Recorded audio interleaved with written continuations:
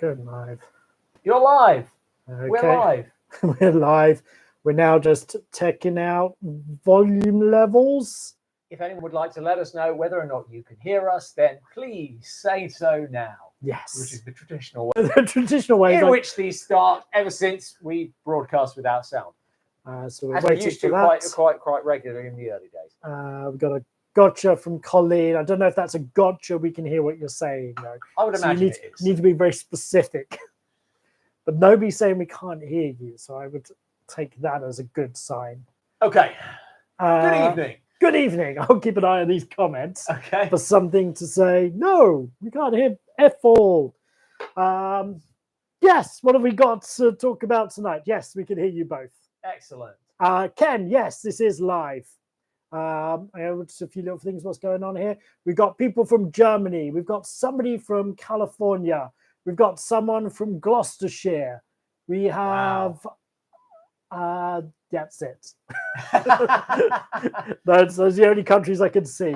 Gloucestershire is not a country. North of Scotland, from one of our most loyal Patreons. Speaking of Patreon, should we answer some Patreon questions? Yes, let's kick it off with a couple of Patreon questions. The first of which is, what do you think of the recent trend of Kickstarter projects that are restoring older films? One of the ones that's been mentioned is Fall of the House of Usher from 1928, and I know there's another one for Phantom of the Opera. Right. I mean, as long as they're being done right, then I don't have any problem with it as long as it gets done. I suppose it's always, do they have permission to do this, or is this sort of breaching copyright? I don't know what the laws are. Well, I guess if those two are probably out of copyright, so you probably get. But fine. It's like, where do they get the elements from to do such a thing?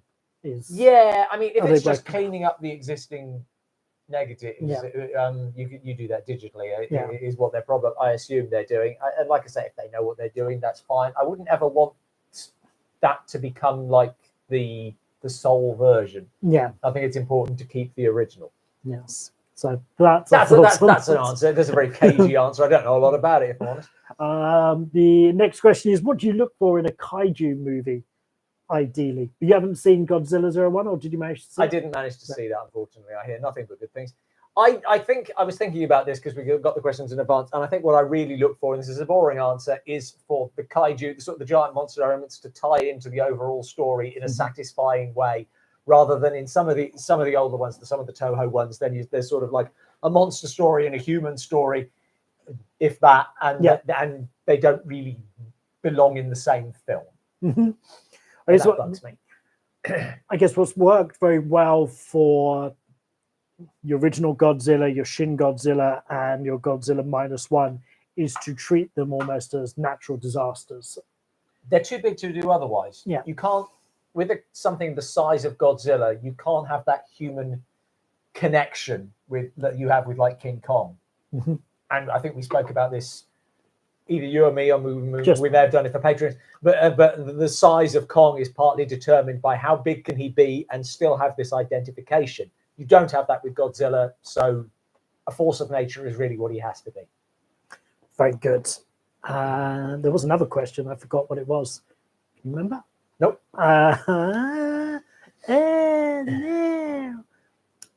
It was... Oh, what is the Dark Corner's mystery box of death? If we told you, we'd have to kill you. Very good reference, by the way. That is someone who has been watching this show for a very long time. No, or potentially who has just caught up with some very old videos. Yes, if they've been watching it way back when, then they would know. Right. Does it no longer lead anywhere? No. So back in the olden days of YouTube, instead of the end screens that you had, you made your own ones, but they got discontinued maybe about 5 years ago. So all of those links now no longer work on the old videos. And the Dark Corner's mystery box of death, I think, just usually went to another review. That was basically it. Or it might have gone to something... It's a cheap way of getting more views. Yeah. I think on like something like Seance, though, it might have gone to Corey Feldman singing about not doing drugs or something. Right. So, Gosh, we were creative back in the day. What happened to us? so yeah, sometimes it went along those lines. Okay, another one from Patreon. Yes. Do you think there are any more true horror stars? I think Mia Goth has Yep. a case for being a true horror star. Mhm. Robert Englund's still around, isn't he? What else can you call him? Yeah. I mean, whether or not, I guess you mean more new ones coming up. So I suppose Mhm. Mia Goth is. Oh yeah, same. General Ortega probably falls into that. She's done the Screams and Wednesday, not like hardcore horror, but yeah, in the horror world. In the horror world. Okay, and when it comes to horror films, what is distinctly the American tropes, subgenres, etc.?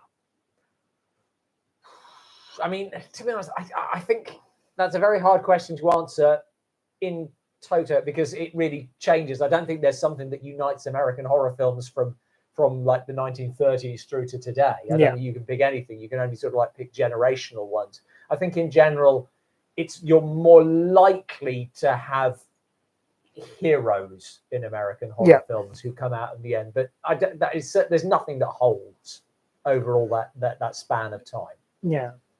I think generally an American horror good triumphs in the end. Yeah.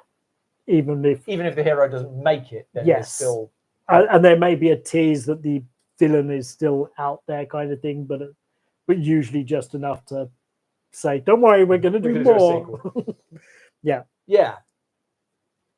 I've just realised why the microphone's been bugging me. Why? Because usually it's upside down.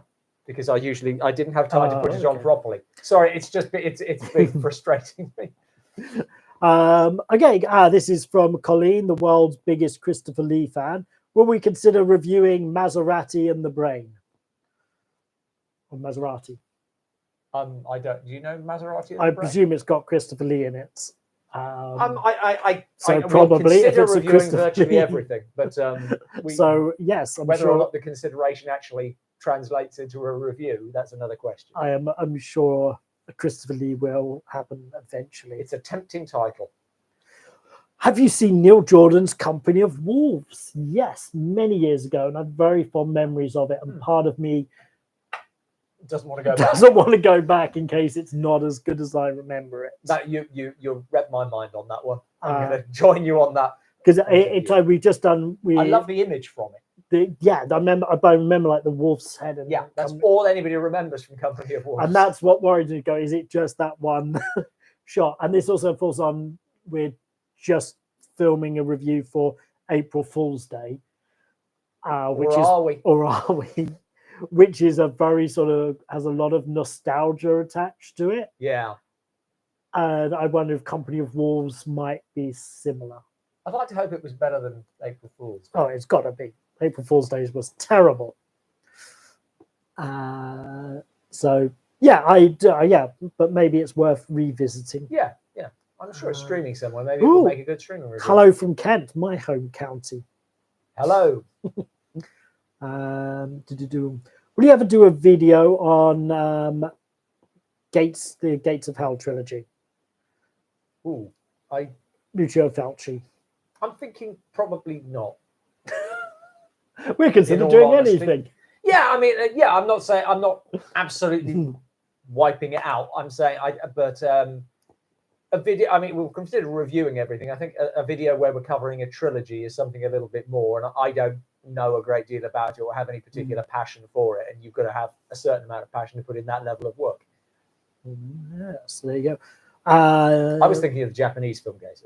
Which film monster are you a fan of? So many, but I would say King Kong, if you count him as a monster. Very good. Coffin Joe question again. So we bought a box set. It was all in Spanish, and that's where it ended. Yeah. I believe there is a recent Blu-ray. Whether we want to spend more money on something that. Yeah. So iffy about to start. Kind of interested just because it keeps coming up. It does get So maybe. Is it just the same people asking every single live stream? When are you going to do Coffin Joe? Maybe. recently watched 5 of the Puppet Master movies. Have you seen them? Do you have any thoughts on this franchise? I certainly haven't seen 5 of them. I might have seen the first, but Yeah. I'm not even sure about that, if I'm honest. I'm a little spacey tonight. At this point, I've been up for 42 hours. So I apologise in advance. 42 hours? Yes. Jeez. 42. Yeah. Just You didn't get any sleep last night? no. What did you I worked. do? Okay. I had an early start, and I don't like having to having to wake up that early. So I just didn't go to bed. Fair enough. Okay. So, yeah, I guess at some point we might revisit the Puppet Master movies. It's not impossible. Yeah. What's on the shelf behind me? This is some sort of floorboarding thing that goes between rooms. I feel like that's not what they were talking about. This is a singing bowl. I knew I should have put my books back there. Oh, I'm not going to be able to do it. Hold on. I think it needs a different surface to be on. No, it works. Oh, okay. We just here we go. Can you hear? Yeah. This is A-grade YouTube content. I was thinking, right here. You know, if we did a channel just of this, it would get more views. Oh, it than probably what we would. do. There we go. Fantastic things. Where's it from? I'm going to say Nepal. But my girlfriend who is online will correct me if I'm wrong.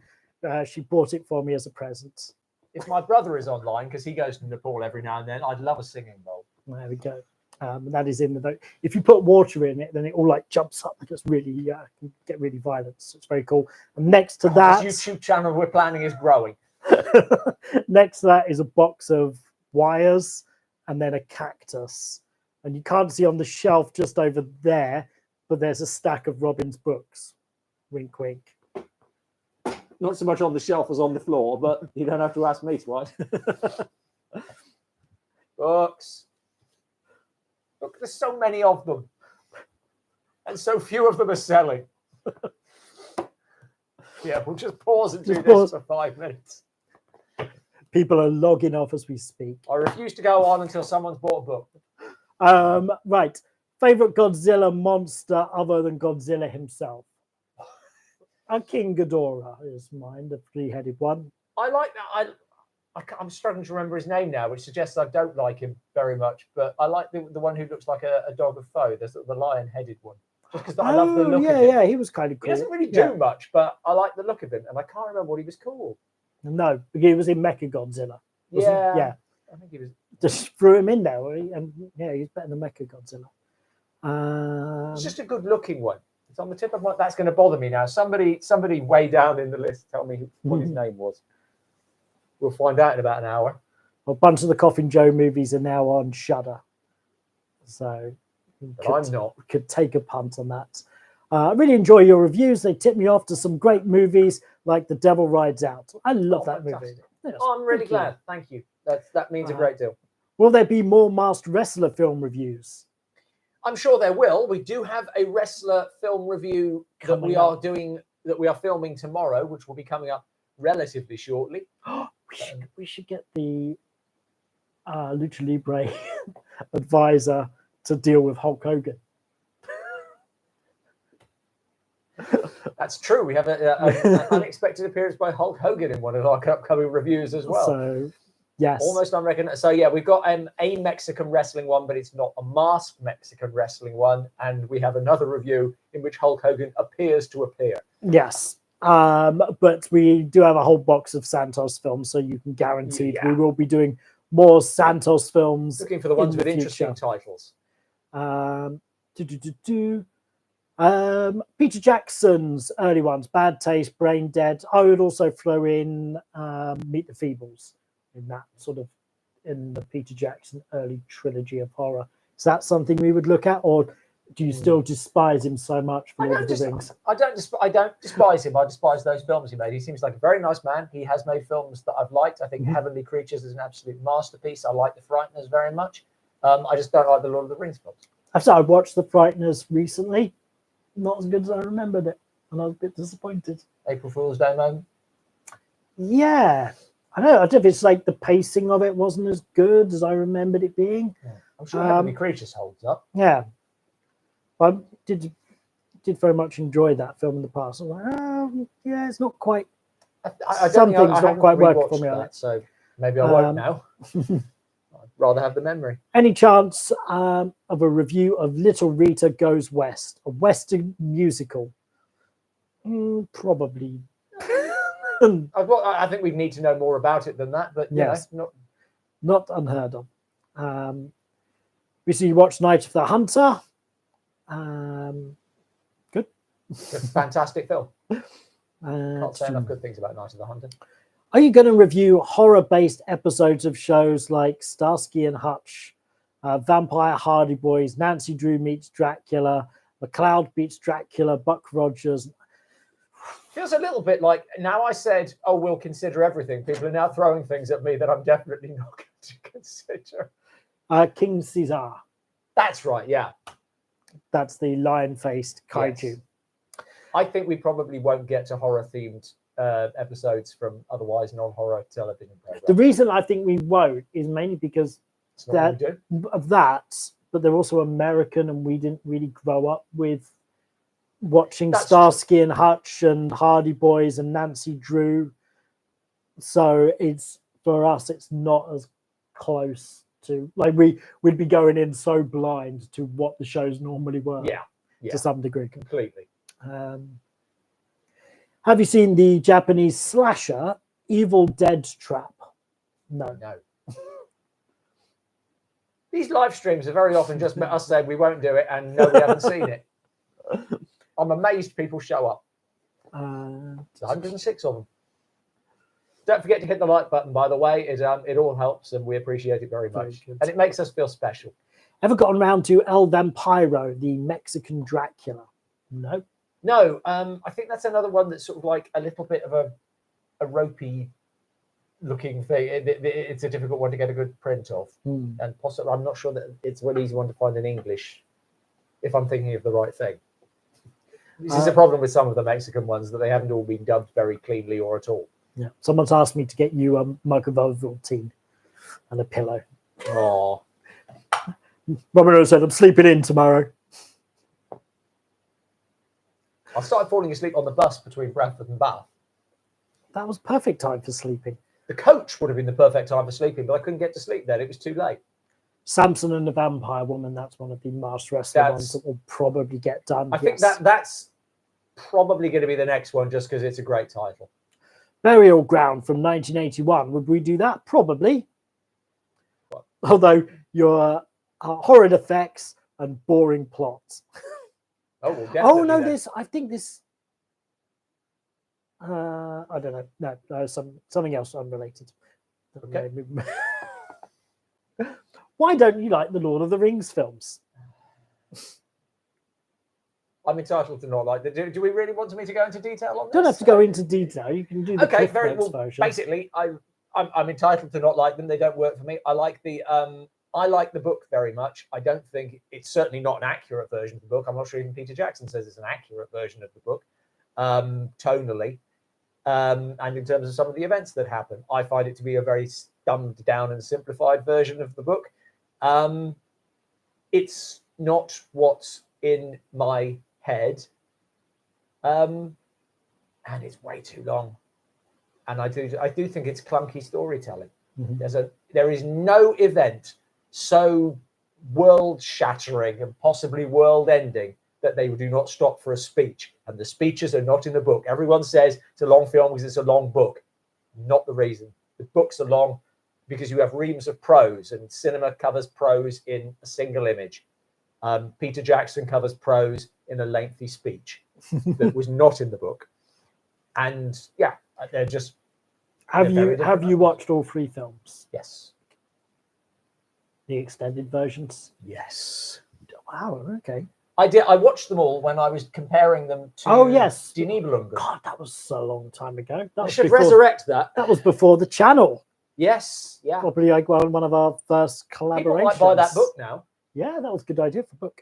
That was a book where Robin took like a silent film and compared it to like its modern day equivalent. Yeah. Oh, he did a whole series. It's called Just as Good but Quieter. Ah, yes. It's the only time I've had an agent is when an agent picked that up, that they couldn't pass it on to a publisher. Huh. So, and they moved it to publish them themselves after getting me one job giving me a talk about silent comedy at Soho House. Yeah, I remember that. Which didn't go brilliantly. Didn't it? I thought it did. But It went fine. I couldn't answer one of the questions, and that was irritating because if I actually knew the answer, but I thought, oh, I'm not 100% sure, so I'll say I don't know, and I would have been right, which was really irritating. Interesting. Yeah, I mean, if you've still got that, you should just stick it on Amazon. It wants editing now. I think it was a bit overlong, and to be honest, I think some of the stuff that I wrote in there is less accurate than I would like it to be now, because you learned. Exactly. Favorite Peter Cushing performance? I think I'd probably go with Frankenstein. Mm-hmm. Yeah, yep. Yeah. Very good. Why not? Guilty pleasures. What are your movies that you enjoy? Oh, movies. Sorry, I had something completely different in mind. Even though you know that they're probably bad, but you love them anyway. I don't like the term guilty pleasures. You should be proud of them. But I don't know. Carry On films.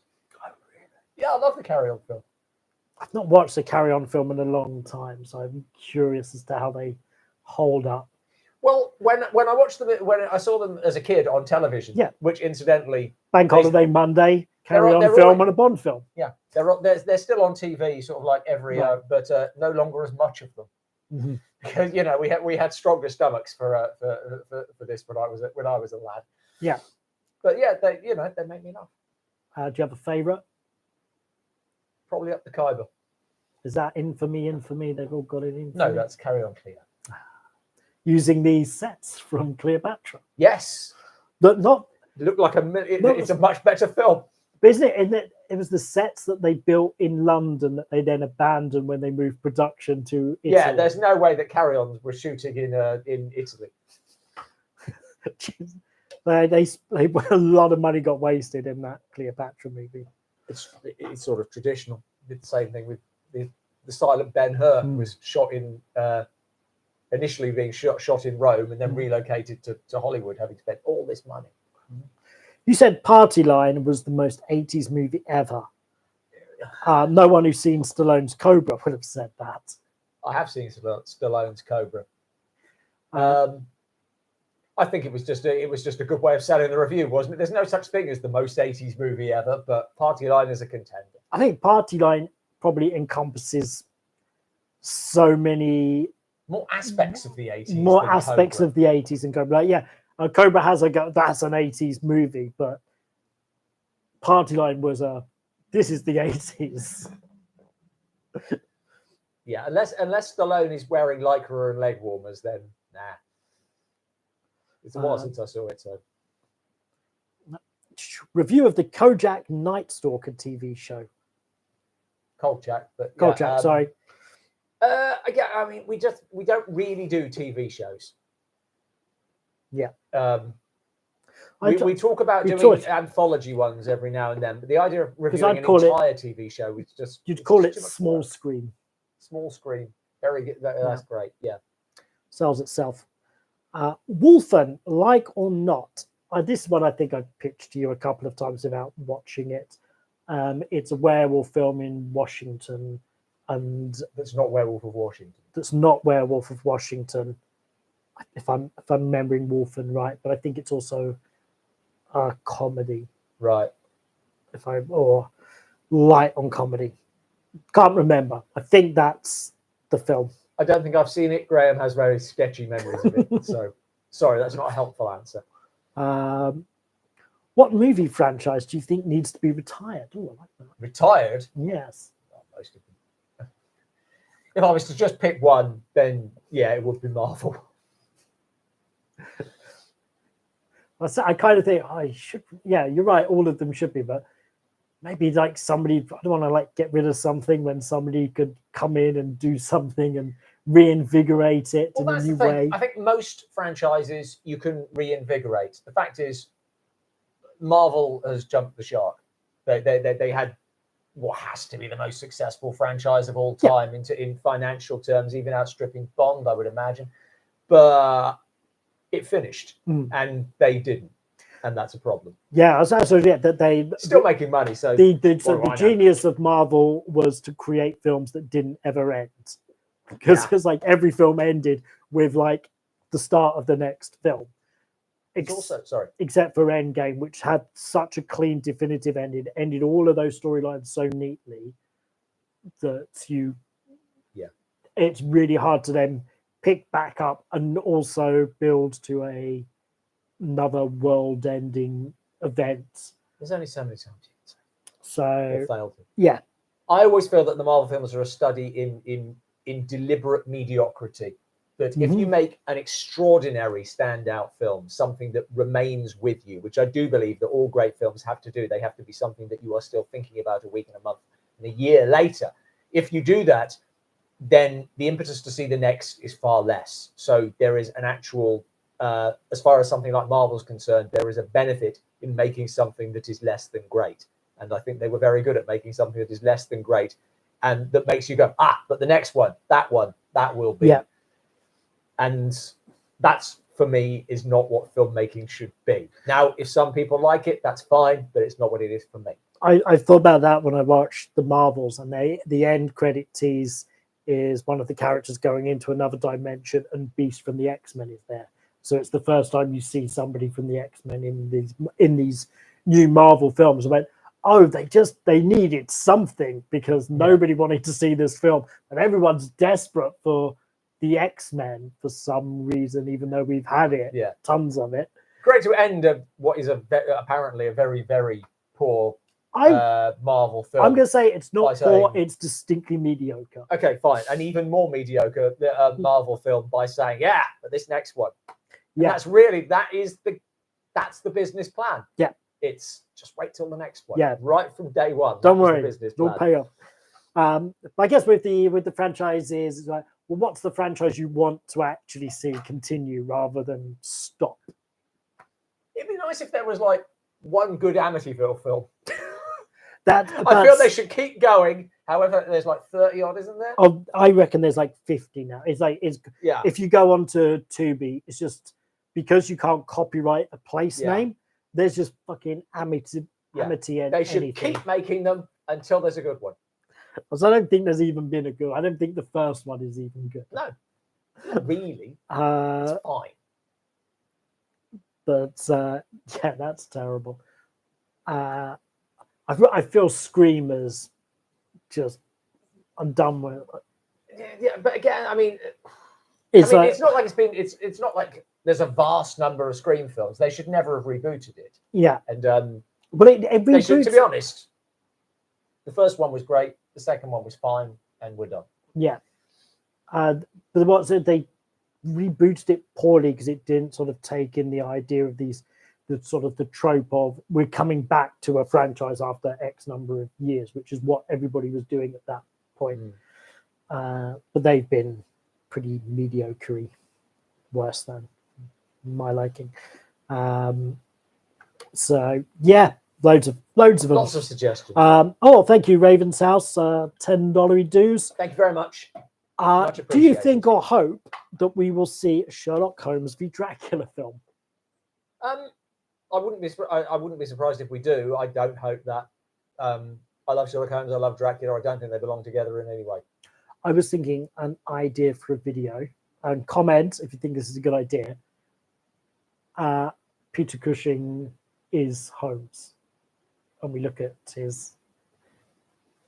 all of his Holmes. All three of his are English. But yeah, well, four. I suppose this is the audio one. And you've got the TV series. I was counting that. So there's the Hammer one, the TV series, and the late film. Yeah. Okay. Yeah, because now we've got the TV series. We've got them. So I've got them. So might as well use them. What remains of them is its lost episodes. Yeah. Sorry, you just, this is a complete tangent. Nobody asked the question. I've been rewatching Doctor Who from the very, very start. And I've just got to the end of William Hartnell's tenure. You get through season 3 awfully quickly. The first 2 seasons, there are some missing episodes. The 3rd season is a train wreck. I had no idea how much of it was missing. Huge amount. Are you watching the cartoon like reconstructions? The ones that there are, they only reconstruct the ones where the soundtrack survives. Right. So the very last one with William Hartnell, thankfully it does, because that's the most famous missing episode. So you have an animated version of his regeneration. That's how far I've got. I haven't watched the first with Patrick Troughton yet. Anyway, I thought that was a bit of interesting supplementary information. What movie had opening credit scenes scarier than the rest of the movie? I have no idea. Is that? That sounds like a trivia question. Like there's a right answer. I think feels like the answer must be a bad one. I mean, how can the opening credits be scarier than the movie? It'd be like I guess like Nightmare on Elm Street. The first Nightmare on Elm Street has quite a good one where she falls asleep in class and Freddy's like pursuing her through like the basement with all the like the steam vents and pipes and things. Is that the opening credits? Or is that the credit sequence? Yeah, I'm assuming that's what they mean. Oh, okay. Oh, right. Oh, if that's what you mean, then yeah. Apologies. There. Opening credit scenes. Oh, right. His fault. You read it wrong. Scream. Okay. Yeah. Just the idea of that is I think it because it's now such a cliche.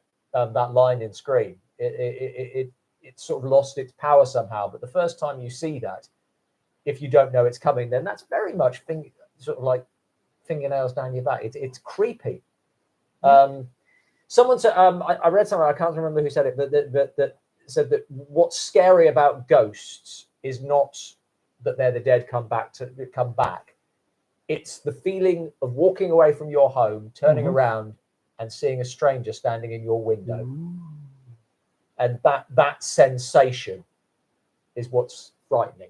It's someone in your space. There's so few good ghost movies. Yeah, it's a difficult thing to do. Yeah. Obviously, there's Ghost. And to be honest, some of the ones there are speculative about whether or not this is a ghost movie or not. Yes. So something like The Innocents. Yeah. Which is a great. The others I like because I like how they flip that. Yes. Cool. Next question. Have you ever regretted bringing a film to a wider audience attention for a review? I don't think so. Have you? No, I'm trying to think why we would regret it. I think It's always annoying when we feel like we've got to something first and then everybody else does it and they get more reviews than us. But I don't think it's regret. I don't regret us. Yeah, go. You're just doing it. You're just doing it because somebody else did it. I don't follow all the channels. First. Sometimes we hadn't, but yeah.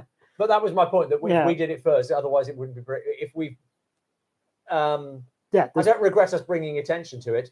I regret us not being a more successful channel on a daily basis. No, I don't think so. I think the more films people know about, the better. Is there any reviews we've done of a film where we've gone, oh, do you know what? That was actually not that bad. We were too hard on it. We were too hard on it. I feel there's some in the. There might be a few. Sometimes it's that you find out more about the people who made it. Yes, that's true. I think some of the Don Dola ones. Maybe go easier because he was trying. God bless him.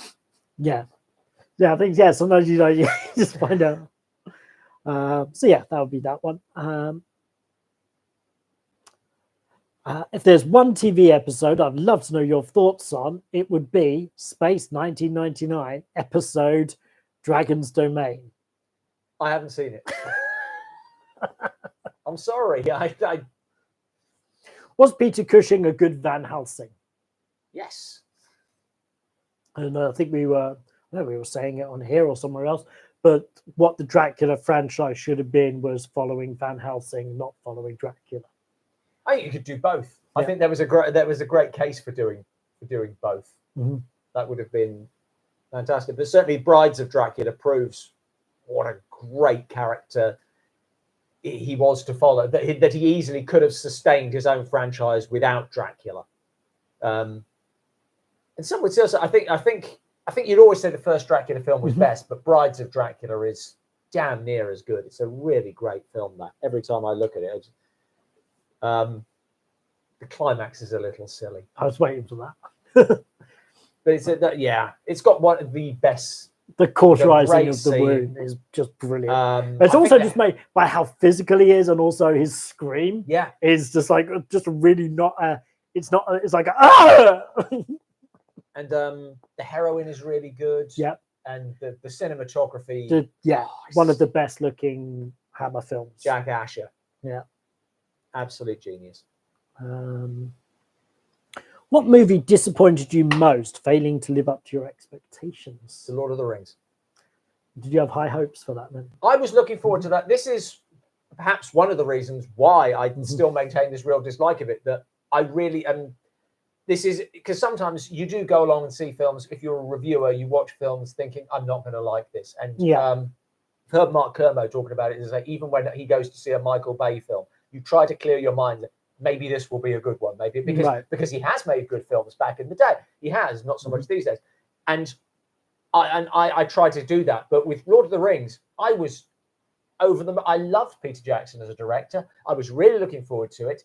And this wasn't the Lord of the Rings. Yeah. To me. And so it was tremendously disappointing. I remember being greatly disappointed at Indiana Jones and Kingdom of the Crystal Skull. And it was like, it wasn't anything that a lot of people sort of complained about the Crystal Skull being the wrong sort of thing for Indiana Jones. I just thought it was boring. And I was like, I can't believe I'm bored watching Indiana Jones. But I had no problems with a lot of the other stuff. It just was boring.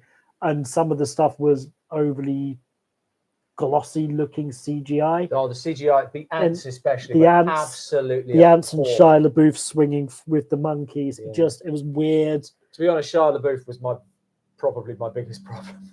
But he has some good bits in there. But it's mainly it was just quite boring. So yeah, I don't think I went like on opening day. So. See, by the time I saw it, and I did see it in the cinema, but by the time I saw it, then it was already evident that it was not all it could have been. Carrying up the Khyber. Oh boy! Yeah, that's where we are. Damn, missed the start. That's too much. Going, oh, the mic's working. Thank you for introducing me to Seance on a wet afternoon. Oh right, sorry. We reviewed a film called Seance. Not Seance on a Wet Afternoon, many years, and it is one of the worst films we've ever reviewed. But no, Seance on a Wet Afternoon is a really stunning piece of cinema. Such a great film. Can you recommend other often overlooked gems? That's what we try to do with the streaming films. That's like the idea of that. So the one, up to a point. Some we do some big films as well. Yeah, but in our ideal world, we like to find hidden gems that you may not have heard about. So I would say scroll through there. There are quite a lot of those, but any in there that jump out at you? The White Reindeer. That was one I knew nothing about. Found it on BFI Player. I have seldom been so blown away by a film. There you go. I just thought that was wonderful. So yeah, but Seance on a Wet Afternoon, that was just one that popped up. I saw and was like, I don't know, it's got Seance in the title. That's probably something worth doing. And really enjoyed it. Yeah, not what you expected at all, but really great. So yeah, check that out. I think it was on YouTube when we reviewed it, so it's probably around and in quite good quality. So check it out. Party Line's plot is a carbon copy of Fright Nights. Is it? If you say so. Fright Nights, does it say? Not Fright Night. Fright Night. Fright Night's plot. I see. Yeah. Okay. Trying to remember the plot to Fright Night. Apparently, I didn't think same as Party Line. Okay. I haven't seen. Hello from since I was a kid. Toronto. I have an idea for your channel. Watch Life Force every day and review it in increasing detail. What do you think?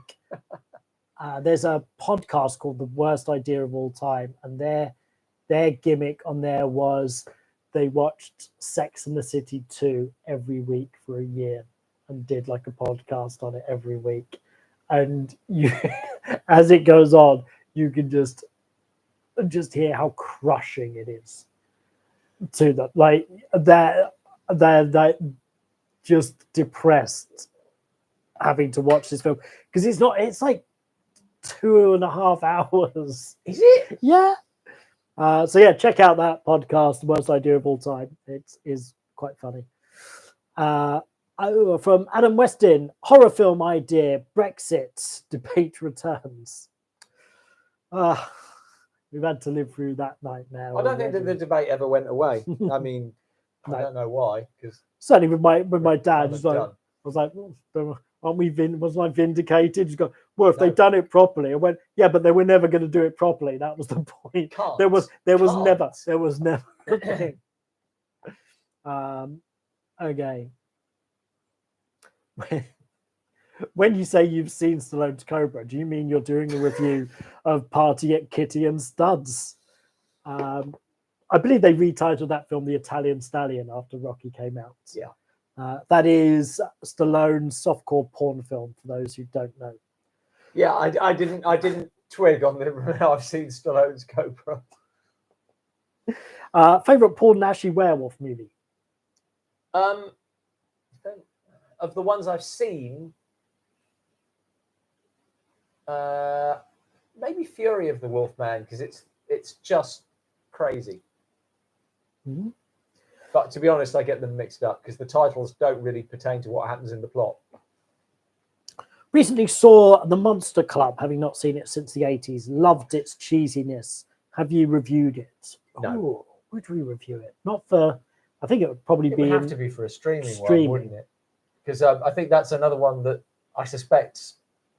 I remember quite liking it as a kid. That's, yeah, in a sort of Goonies way, but it doesn't linger in my... It doesn't resonate in my mind the same way that Goonies does. By the time I'd seen it, I was already sort of into Universal horror via the famous Monsters of Filmland magazines. Mm-hmm. And so I think I had more reservations about it than most kids of my age because these weren't the monsters that I was expecting, as it were. Yeah. Did you know that The Fox and the Hound is based on a sad, dark and bleak book by Daniel P. Mannix? I didn't know. I knew it was based on a book. I did not know the author's name. Did you know it was dark and sad and bleak? Well, yeah. Okay. So most of that you knew. You passed the test. Not a happy story. What's your opinion on Basil Rathbones as Holmes? I think Basil Rathbone is a very fine Holmes.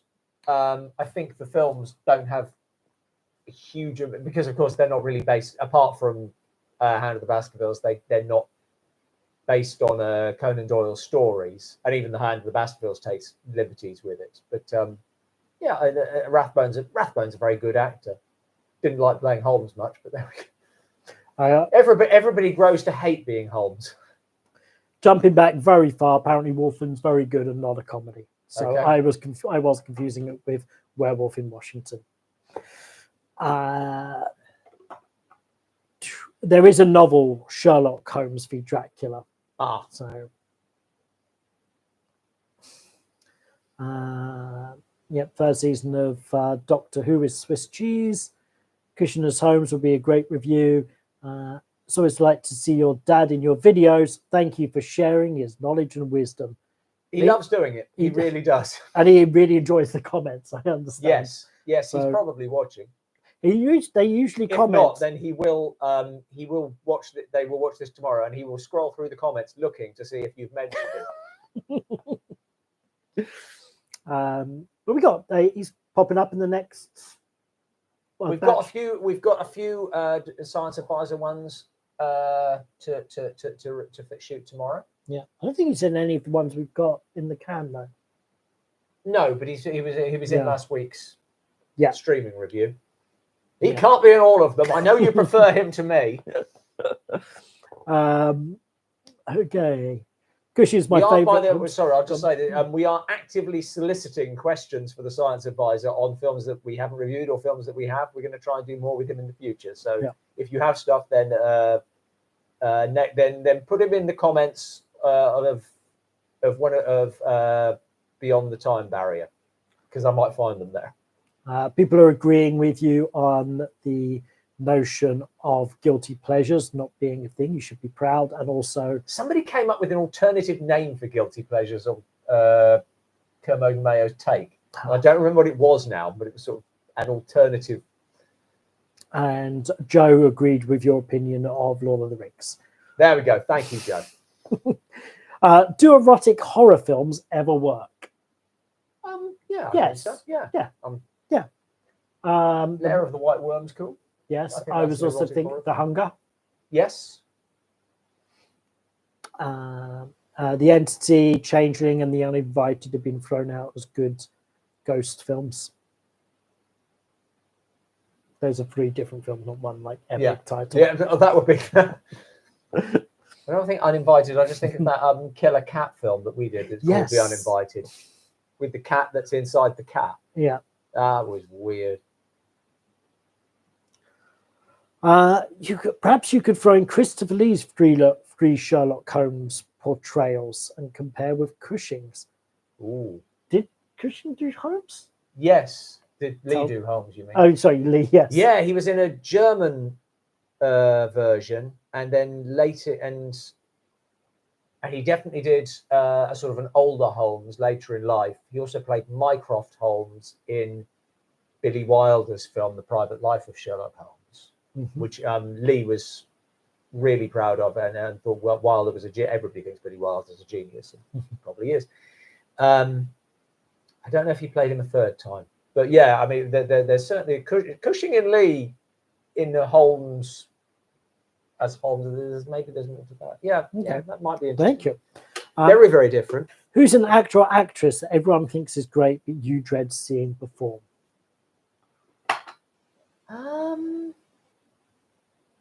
Dread seeing perform. I can never remember the man's name. I think it's Andrew something. Who's the Garfield? No, I don't think anybody thinks he's great. Who's the priest in Fleabag? Oh, okay. Moriarty. All right. In Sherlock. Maybe why I dislike him. And the villain is Andrew Scott. Sounds about right. Yeah, he gets a lot of praise. Apart from the priest in Fleabag, I've never really liked him. I also I think there's usually exceptions. Ben Whishaw I find to be a bit samey, but I think he's a fantastic Paddington. I don't know if anyone particularly praised that, but I don't like Kirsten Wiig. I think people praise Kirsten Wiig. Yeah. I think she, particularly when she was on Saturday Night Live, I just find she mugs too much. But I think she did some serious stuff. Might play better. Right. I don't like people mugging. No. Timothée Chalamet, I'm not a fan of. Yeah, he's another one who I find very samey. But I hear he's good in Wonka. Well, it's okay. Okay. It's okay. Ever found yourself liking a movie that is instantly hated? I ask because you seem to be in the minority of loving Drive. Because I seem to be in the minority of loving Drive Away Dolls. Okay. Yeah, the one because this question does come up a lot, and it's for me, it's always The Lady in the Water. Yeah, that's true. Yeah, everyone hates that film. Probably my favourite M. Night Shyamalan film. I just like the premise. Casting himself as like the saviour of mankind or whatever was a little bit self-indulgent, but I loved it. I thought it was a lovely film. If you were the head of the Dark Universe, right, what would you do? Why? Well, I have some books that need to be adapted. Actually, in all honesty, that's probably not where I would start. But I would. What would I do? I'd want to make Gothic horrors set in the present day, and I would want to base them around. I just want to make good films, and I would not have an enormous story arc going through. So this came up because we're shooting our review of the Hammer Mummy films tomorrow, so that's going to be our next special. Oh, that's a good connection. And we talked about the last one, Blood from the Mummies 2. Yes. Where you say they do Gothic in the modern day well. Yes. So better than the other Hammer. Yes. So and now we're even more modern day than Hammer. So how do you do Gothic in our modern day successfully? Well, Gothic's more of an atmosphere than anything else. I mean, Gothic, we think of it as little like big cathedral arches, but an awful lot of Gothic literature is out in the wilderness and stuff, and it's more about an atmosphere. So it's about capturing that atmosphere within a modern day setting, and you can be as alone in a tower block in the center of London as you can be in a country house on a windswept moor somewhere. It's just about what your world is like. And I think that when you think of sort of the classic Gothic literature is the woman alone in that castle, in that house with a man preying on her in some way. There's no reason, certainly in this day and age, that you can't envisage. What's wrong? I'm trying to think of a film that I saw. Okay, then there's no reason you can't have a woman who is isolated in a crowd, who is living in that life, who a man can prey upon. And this is still Gothic literature. This is still Gothic, as it were. I'm not saying that's the story that I would tell, but it's that sort of thing. It's about taking the spirit of these stories, the spirit of what is classified as Gothic, and putting it into a modern day context. Okay. So starting your dark universe, what monster would you start with? I knew you asked that. If I was doing the dark universe for Universal, I would start with Dracula because that's where they started. Right. And I would do it almost as like a statement thing. And I think commercially that would be the best way to go. And I think Dracula's been one of the more misused characters. So and then your version of Dracula, would you be sticking to the novel, or would you be? I mean, this is the thing. Dracula. I mean, I'd love to do if I was starting a franchise, if I was starting the Dark Universe, I probably wouldn't. I'd obviously go back to the novel for inspiration, but I wouldn't do a straight adaptation of the novel. If we were just talking about what I'd like to do, I'd like to do a proper cinematic adaptation of the novel because nobody has. Yeah. Not cinematic. Obviously, as always, we have to qualify by saying there's the Louis Jourdain TV version, which is very close to the book. I think that it would be about taking elements of the novel and putting them into something that was sort of like interesting and modern, and but that still has the spirit of Stoker to it. And it would largely be about that opening, because that's really where Dracula excels. The book, I think the whole book is good, but the opening section with Jonathan Harker is phenomenal. And in some ways they are almost like it's almost like there's two books there. And that would be, I think, that would be your starting point. You just say, this here, this, I want that, and that whatever that does, I want to do that in a modern context. Very good. What are some of your favourite horror film soundtracks or scores? Oh, that's interesting. I rewatched Bride of Frankenstein the other day because I'm writing a Frankenstein book myself at some point this year, and I just wanted to sort of like refresh it. And I think that's a lovely score.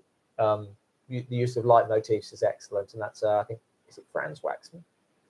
No, I've said it. I'm not sure, but yeah, it's very good anyway. And quite an early example of a score using leitmotifs like that. Yes, I think when we did the Frankenstein thing, we mentioned it. Yeah, but it wasn't. Well, I guess it's. It's one, because we mentioned it as part of being like one of the first films to use it, but also that as a tradition, it's been around much Yes. longer in opera and. Well, yeah, I mean, a lot of these early composers came from a classical music Yeah. background, so they were importing ideas from opera and other areas of classical music and using them in film. And this is that's 1935, so already the first sort of like really important film score. I doubt it's the first scored film, but the first one that really changed the use of music in film and made people think, no, this is absolutely, obviously films have to have a score, because there was this question of whether or not they even should, now that you could hear the people talking, is King Kong. And I can't remember who scored King Kong. Maybe it was Franz Waxman again. And that, by the way, is also an excellent score. And so, but that's only 33. So this is only 2 years really after the film that's considered almost ground zero for the film score. Yeah. So it evolved quite quickly.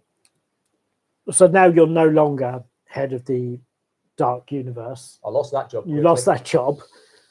But people want to know, do you think that Universal should reboot their Dark Universe and just start again and try and do it? I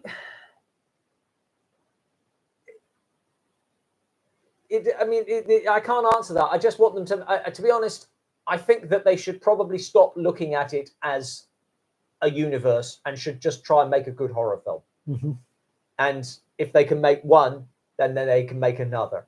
Mm-hmm. That should have been my answer to the first question, is that what I should first try to do is make one good film. Mm-hmm. And if that goes well, then I'll make another. And when you've got about 4 or 5 good films, then you can talk about maybe these things can be made to work together, as long as you don't exclude the possibility of them being within the same universe. They don't have to join up, and as long because I've already said I would never try. I would never want there to be like a single arc. Then just try and make good films. Yes. Have we done a review of The Woman in Black?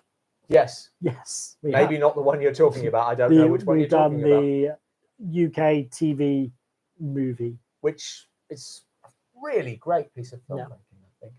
So yes, we have. Very creepy. Bone Tomahawk is a good Western horror. Yes. Bone Structure is such a beautiful film. Speaking of Indiana Jones, will you get to Cannon's Alan Quatermain movies? Quatermain, yeah. Possibly, yeah. I think there's a good chance of that. Do you ever get complaints from filmmakers after you feature them in your bad movie reviews? In fairness, most of the ones we review are dead. Yeah, that's it. But we did do a review of Blue Sunshine, and the director gave us a copyright strike, and we had to remove the. So the answer is yes. And that review got removed. So he obviously wasn't happy. Yeah. And I read that.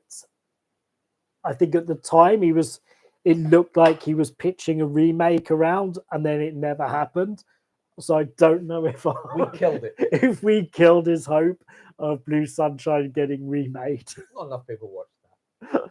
I feel like we wouldn't change that. It's also worth noting though that directors of He Never Died and Red Blood Tea and Red String have both got in touch with us and thanked us for nice. Sort of getting their movies more out there, because those were both films that we liked, and which again don't have a huge audience. So those were a couple of little gems that we did get to a wider audience, and the directors noticed and appreciated it, which was really nice. And the blood tea and red string people continue to sort of like stay in touch off and on. Oh, that's nice. In Twitter, and they're sort of like, I think they will inform us when the next film is good to go in 10 years or however long it takes to make stop motion animation. That's good. The lead actor of Rockula commented on the video. Yep. I'm still not sure if how to take that. He said Twilight was better, because we compared. He said he's better than Twilight. He said it's better than Twilight. I thought it was the other way around. No, I'm sure he said it was better. And then the director of Hollywood Chainsaw Hookers, I believe, also commented. Did he? Yes, on that one. Fred Olen Ray. Yes. I thought he'd be too busy. He makes like 90 films a year. And Making another Christmas movie, or porn, or Christmas movie, or porn. It's a very weird career. I can't remember which one it was, but somebody knew the deceased director and said they would have liked the review. So I can't remember what that was. A few people. That's a relief. Somebody else said I that do remember that one. Their mum was in Gangosaurus Rex. And it's like, it's really surreal that it still gets talked about because it was just some stupid thing they did as teenagers. So yeah, but that's exactly what it was. The only bad one we got was the director of Blue Sunshine who couldn't take it. I think we've been quite lucky in that respect because we've been quite cruel to some of them. What are your thoughts on Kroll? I'm not a fan of Kroll. Yeah, it might get a review at some point. It's one of the few we probably haven't done from the films that ripped off Star Wars. Yeah, that's true. Here's a hidden gem, a pitch black comedy from Mexico called Skeleton and Miss Morales. Oh, yeah, I have heard of that. Best review you've ever done so far, anyway, was the one on 1956 Godzilla movie. Thanks for that. Thank you. That's really upsetting since that was like the first special we ever did. It's all been downhill since then. We've never peaked, and it was written in no less than a week. Maybe that's the secret. I should stop taking such trouble. So the story behind that was we did a horror smackdown where we had 64 films. The audience voted each week, and then we eliminated them based on that sort of tiered system. And we were convinced that the Thing was going to win. All evidence suggested the Thing was going to walk it. So I wrote time writing a detailed special about the Thing. And then when it came to the actual week itself, I got a message from you saying you might want to start writing about Godzilla. So So I did, and knocked it out over the weekend, I think. Yeah. So it always felt like we sort of. It always felt rushed to me. I've never gone back and rewatched that one, but I'm glad somebody liked it. I wonder if it's because I'm sure our audience has watched Godzilla, but I wonder if a lot of people never watched the first film and their view of Godzilla is all of the color ones and the craziness, and so the idea of like, how beautifully tragic it is in the scenes like where they're all singing. Or you've got all the hospital scenes where you really are, again, something that we talk about a lot is weightless destruction in films nowadays. Where in Godzilla you really feel that suffering that's caused by Godzilla. And I think they're channeling a recent national trauma. You feel like they understand this, that they get this. And so I think like the way that people react to it is because they perhaps didn't realize, well, they might have known that the first Godzilla was more serious than the later ones. I don't think they necessarily realized how serious and how meaningful a film it is. Maybe. What the fuck's up? Is that a question? Yep. Very 3 question marks. I've been to a bunch of anniversary screenings recently. Any forgotten gems you'd like to see get a big screen release? Oh, what? Like what? What would you like to see on the cinema screen? Well, you got to see King Kong on an IMAX, didn't you? That was amazing. King Kong on an IMAX screen was amazing, and Seventh Voyage of Sinbad. I saw that way as well. Really spectacular. Yeah, I mean, I do want to get down to the Prince Charles Cinema when they're doing quite a few silent films like Caligari and Nosferatu with a live score, and I wouldn't mind checking those out. Yeah. As to what I'd like to see again on the big screen, I don't know. What's the thing I saw Metropolis on the big screen when the most recent restoration came out with the Argentinian footage put back into it, and that was pretty extraordinary. But yeah, I think cinemas should continue to stick out anniversary screenings. Yeah. Oh, absolutely. You know, cinema. I mean, that we have access to the films of the world on our laptops, on our phones, on everything is great, because it does expose you to films that you otherwise would not be able to see and couldn't afford to see all this stuff or don't have the time. But in the end, cinema is an experience, and that's worth preserving as well. There's no better way. I mean, I remember when the Star Wars special editions came out, and that was that's still one of the most extraordinary cinema going experiences of my life. The first time seeing that on a big screen and the music going, it's wonderful. Yeah, cinema is something separate to film. It's the experience versus the medium. Yeah, and the experience is something you can never replace. Now, I think one of my fondest re-release screenings was Raiders of the Lost Ark in an outside cinema. Oh, yeah. Do you know the Scoop near London Bridge? No. So it's near that sort of mushroom Yeah. building. So it's like this scoop that goes down. So it's like kind of same scene, and they did the screening, and it was a really energetic screening, and when the music played, everybody cheered, and then they also did Sound of Music there. So I saw that for the first time there. I was like, oh, this is darker ending than I realized. I thought this was just nuns singing. No, gets very dark. But very enjoyable. Right, what have we got? Apologies, I know we always fall behind with this because there's so many questions and we can only address them one at a time. Okay. Might Reindeer is something. That's basically where we are in the comments.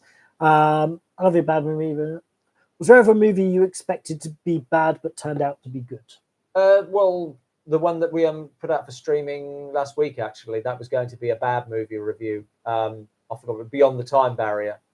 So, and it ended up being a streaming review, because you sort of watch it, you think, okay, there's stuff about this that is silly, but basically this is an intelligent science fiction film.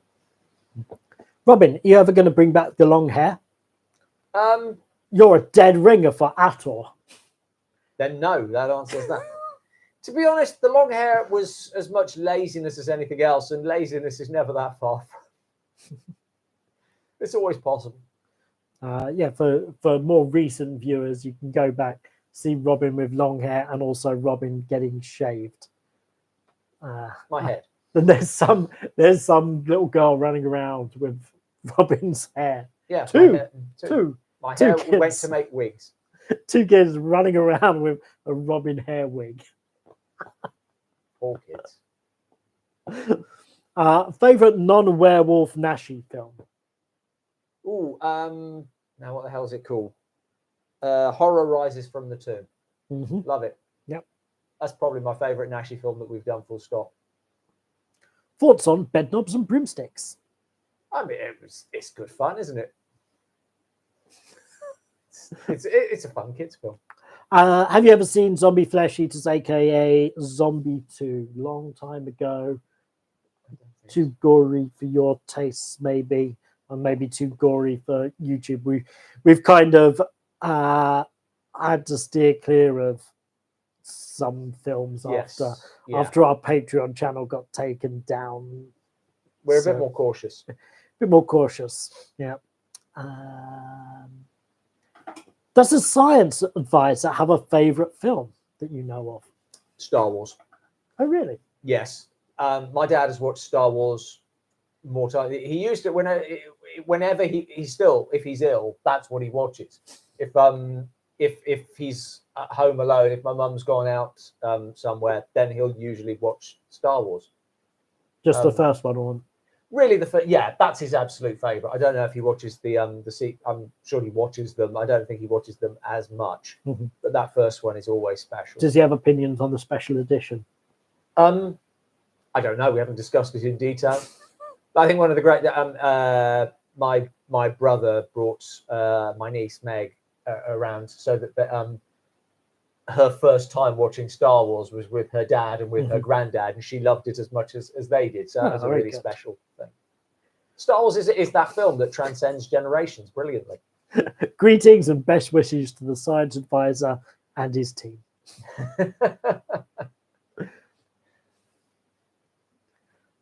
Valley of the Guanji is the least horror adjacent stop motion dinosaurs v cowboys is awesome. Oh, it's a great film. Yeah. Love it. I hope the science advisor advises Robin on the importance of getting a good night's sleep. Hello, Mr. and Mrs. Science Advisor. Thank you for keeping Robin in line. Oh, maybe they did comment and I missed it. Maybe they are in the chat. There's an awful lot there. We do miss stuff occasionally. So glad to hear someone saying a good word about Lair of the White Worm. That was a fun one. We did review that for streaming and we gave it a good review there. Please review Starship Invasion. I feel like we reviewed that, but sometimes it's such a generic title. I thought that was that not the Christopher Lee one. I think it is, yeah. I think we've reviewed Starship Invasion. Robert Vaughn, isn't it? Robert Vaughn. They got Robert V here, so I don't know. Someone's just donated $5. We're jumping to the end of the chat to find out what they said.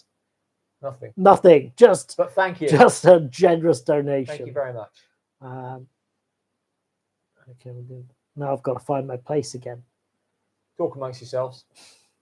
I say that every time. Man of very little imagination. Thoughts on Kroll. We've gone way past that. Not as far as you think. The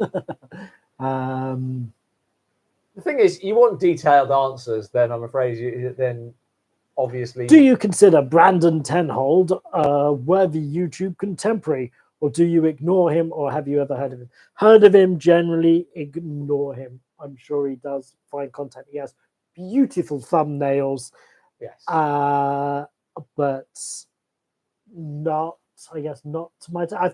I think as we're reviewing films or the time, it's like you don't want to watch other people's stuff because you don't want to think contaminate would I have thought of that if I hadn't heard somebody else say it. Yeah. It's the same reason I don't tend to watch riff tracks or MST3K about films that we're going to review in advance of our review, because at least if someone says, "Oh, they did the same joke, they did that joke first," I can say, "Well, I haven't seen it. I didn't know." At least then it's an accident. Yeah, which does happen because sometimes the jokes are obvious. So God bless him. He's more successful than us by quite a long way. So I doubt we're on his radar. Good. He has commented on one of our things. Oh, nice. After I called him, I mentioned him in the comment. I mentioned him in a comment, but I got his name wrong. Oops. I think I called him Brendan or something. So he obviously does tune into ours, and I assume some people must comment on his channel about us. Certainly, they comment on because they do our channel about him. Yeah, somebody goes, Brendan Turnhold. Yeah, okay. That was just the other day. It's like, well, that wasn't our aim. No. So I don't really understand. That's not a criticism. That's if we were doing the same thing, there'd be no point. Oh my God, $50 dues from Laura. Thank you, Laura. Any chance of reviewing Asylum's War of the Worlds? Pretty slim, Laura. On the other hand, you brought it about $50 closer, but that's quite recent for us. Yeah, and also Asylum, they're too knowing in what they do. They know they're playing up the shiteness of their limitations. They lean into it in a way that doesn't necessarily work for reviews. But then I've not seen their version of War of the Worlds, and maybe it's not along those lines. We can consider it. Yes. $5. Thank you very much. Making a total of $10 for randomity. How about review of Terror from the Year 5000, which was raked over the coals by Mystery Science Theatre? If Mystery Science Theatre did it, there's a good chance at some point we will get Yeah. to it. I think we're running out of the sort of I'm pretty sure that's sort of 1950s, 60s sci-fi. Yeah. We are running low on those ones, so I'm sure we'll get to it. So, yes. Oh, and Laura also asked slightly earlier, so we'll answer this one. Have you seen Dune 2 yet? No, I did have opening day tickets, and then I had to work, so now I'm seeing it next week. I probably won't. I'll wait till it comes on Netflix. I'm not that fussed. I'm looking forward to it.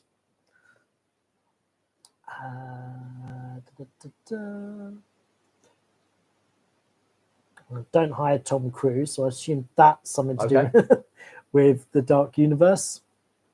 No, Tom Cruise. Nothing but respect for Tom Cruise and one of the last movie stars, as it were. But no, he ruined The Mummy, and it was his fault to a certain degree. Yeah. One of our followers on Twitter, after that came out, called it Mission Embalmable, which I think is brilliant. That's good. Thoughts on Del Toro's Hellboy films?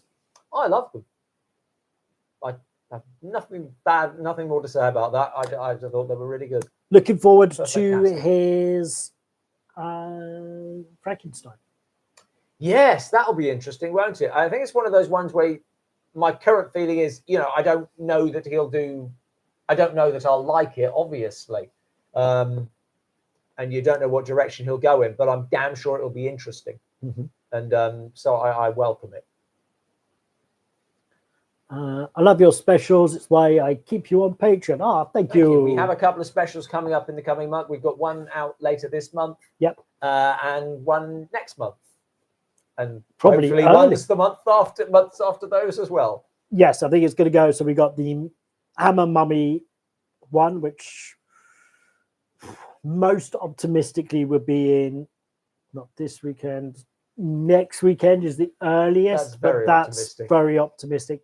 Probably the weekend before the end of the that. month. Then we've got, following that, we have the Hammer horror films of Michael Ripper, which I'm really looking forward to. I don't know what the response to that one is going to be. I genuinely don't know what recognition there is of him. It feels like a bit of more of a niche subject, but I definitely think so it's people worth who don't covering this. So people don't know Michael Ripper. What can you tell them about him? Michael Ripper is generally known as Hammer Horror's most prolific bit player. He appeared in. Now this is interesting. I've sort of looked into this. IMDb will tell, or various people on IMDb say that Michael Ripper was in 33 Hammer films. It's definitely not 33. He was in at least 34. Some people say 35. All those people, as far as I can see, are including The Man Who Cheated Death, which I don't think he's in, and that his scene was cut. And the guys who wrote the authorized history of Hammer agree with me. So I think it is 34 films. So more Hammer films than anybody else. And the thing is, although he's known as a bit player, he is most often playing small character roles. He's very recognizable, and he feels like the spirit of Hammer in some way. And I think he's underrated as an actor as much as anything else. So really looking forward to seeing how people respond to that video. It's sort of a top 10, but because it's just based around the Hammer, the horror films that he made for Hammer, there are so few to choose from. Well, there's not few, but there's not that many more than 10 because he made an awful lot of other films for Hammer, not just the horror ones. Buzzer Wuzzer asked, did I miss the Caroline Monroe special announcement? We haven't done such a thing. No. We should try and get an interview with her. We probably should. We think we got a possible in there. Do we? Tenuous, but it's not nothing. No, but I don't really work at the Cinema Museum anymore. Yeah. Or I don't really. I have not for years. I don't, and she's not really there anymore because I think she's more involved with Talking Pictures TV now. Okay. But yeah, maybe we should try. Can always ask. I mean, there's sort of like her and Madeline Smith. Mm-hmm. That's very embarrassing. I'm forgetting the name of the one who does actually follow us on Twitter. I can remember her surname, which is Jarvis. Damn it. Judy Jarvis. Yeah, Okay. Judy. I wish I hadn't brought it up now. But yeah, there's a few of the ladies Hammer still out there. Yeah. But yeah, Caroline Munro certainly is in a sort of is the most recognisable. Yes. I mean, how many Hammer films did she do? Because I can only think of 2. Okay, I was down to 1. The Dracula AD. Oh right, yeah, and Captain Kronos. That's the famous one. Yes. You see that is the really famous one. Yeah. As it were, famous. But yeah, we've talked about doing like a Women of Hammer special. So yeah, which that will probably get done at some point. But Judy Matheson, that's it. So after Michael Ripper, we're going to be doing Caligari. Possibly, we're going to be doing a sort of a re-edited version of the thing I'm doing on for our Patreon supporters about Pimp Patreon, about Little Shop of Horrors, the Roger Corman film. This year, I'm doing a series for our Patreon supporters, looking at 50 of Roger Corman's films, which is a surprisingly small proportion of the number that he produced, but and. So yeah, we're going to be taking one of those pieces that I do for Patreon and re-editing it and putting it out as a sort of advert for Patreon to show what you can get for as little as $1 a month. Yes. So everybody on Patreon has access to this series. And you get access to the other series, which is 52 weeks of silent film, 52 weeks of Hitchcock, and 50 weeks of Akira Kurosawa. Yes. So those are straight up available to everyone the second you join us on Patreon. Yeah. So yeah, and I'll probably cut together that to go out after Ripper, then Caligari, then top 10 horror films of Conrad Veidt, then something, then Frankenstein, Universal Frankenstein retrospective, which should be a better version of the one that we already produced. Yes. Then the top 10 horror films of Boris Karloff. Yeah. So that's what we've got in mind for this year. Yeah, and for once I think we're almost ahead of the game. We feel like we're in a good place right now. We could actually achieve what we set out to do this year. So, yes. And the Frankenstein one might have some extra interesting bits if all goes well. We shall see. We shall see. That's very, very speculative at the moment. Yes. Okay.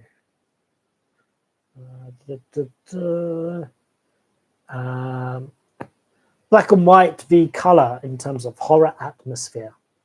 It depends on the film. I mean, you can't imagine the Universal horrors in anything other than black and white. I can't imagine the Hammer ones in anything other than color. Something like Peeping Tom is a great color horror. It's really about it's when you know the director has made this choice for a reason and that they know what they're doing with it. So Psycho is black and white, not just because of the budget. Yeah, there is a reason, and it's just So I don't think it makes a great deal of difference. It's about, and similarly, Kwaidan, there's a great color horror film. Onibaba is one of the best black and white horror films ever made. Yep. Any chance you're a fan of the fighting fantasy game books? I didn't have the patience for it. My brother was a big fan of the fighting fantasy game books, the ones that Ian Livingstone and what's his name used to do. I don't know. I can't remember the name of the other guy. Ian Livingstone was one of them, but these are the. Choose Your Own Adventure. Yeah, that's what we're talking about. If we're not, then I don't even know what we're talking about. Yeah, but those ones, my brother was a fan of. I never had the patience because I would always be trying to mark my place of where I've been because I can't be bothered to start this again if I die. Yeah, no, we used to do it. We used to try. I remember trading the books a lot at school. Yeah. Whether or not that's what they are, I don't know. Spookiest, not necessarily the best version of A Christmas Carol. Spookiest? Ooh. I mean, best version is The Muppets. Or the Alistair Sim one. I put them on a par. Mm-hmm. They're both. The Alistair Sim one is quite spooky. I will watch that pretty much every year at Christmas. Will you? It's fantastic. I agree. It's fantastic. I watch the Muppet one every year. Okay. The Alistair Sim one, I think most years. Just trying to think if there is a sort of a genuinely a scarier one. Oh, it's not really what you want to be No. scary. Here's one for me. When's Video Nazis episode 2 coming out? Good question. I tell you, it's mostly edited. I just hate my voiceover on it, and it slows me up.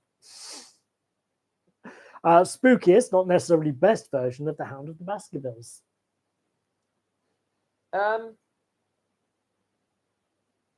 Maybe the Hammer one. Mm-hmm. I'd love to see a special on the Invaders Sci-Fi 60s series. The Invaders Sci-Fi 60s series, very influential, still holds up now. I'm not aware of it. I think I've heard of it, but no, nothing. I've never seen it. I don't know anything about it, so I think you may be waiting on that one, I'm afraid. Sorry. Speaking of Robin's Hair, Samurai Cop is an awesome review. Thank you. See, I also wish we'd shot Blue Sunshine at the same time. That would have been convenient. Maybe then the guy wouldn't have let it stay up. I was like, well, he did shave his head for this gag. Are you going to cover the new film Stop Motion? Maybe. Yes. I don't know about it, so I do. I can't bring it to mind at the moment. I'm sorry. Speaking of takedowns, was looking for the review of Night of the Bloody Apes. Yes, so we had a separate channel that we used just for Patreon that YouTube took off, would not reinstate, and with that went all of a bunch of videos that were been lost forever. Fortunately, we have backups of other ones. We were then very worried about anything on the main channel that might be dodgy, and Night of the Bloody Apes was one of those things. I believe somebody else has uploaded it somewhere, and I always just ignored it because it only had 12 views. So you can find it online, and at some point I'll get around to re-uploading it onto Patreon, so it can live there. But because it was one of the rapier films that we had, I don't think we censored it. No, I don't think we very did much, it was a or while if at all. So it had been age restricted already, and we just anything that we thought was going to be dangerous, we culled it. So they will go back up on Patreon because we're using a different hosting thing. So it means we can put up whatever we like on there. So that's good for Patreon, that we don't have to worry about YouTube restrictions so much. Favorite ghost trains or haunted attractions? I have no. No. Got nothing. BOF is a great film score. BOF. Bride of Frankenstein. Ah. Wow, that is a while ago. Sorry. What's the best blaxploitation movie?